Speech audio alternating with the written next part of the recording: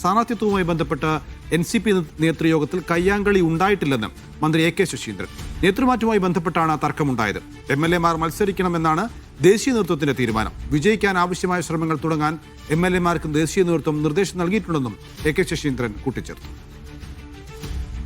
ഇപ്പോഴത്തെ സംസ്ഥാന നേതൃത്വത്തിൻ്റെ പ്രവർത്തനം വേണ്ടത്ര തൃപ്തികരമല്ല എന്നും ഒരു നേതൃമാറ്റം ആവശ്യമാണ് എന്ന് ഉന്നയിക്കുകയുണ്ടായി.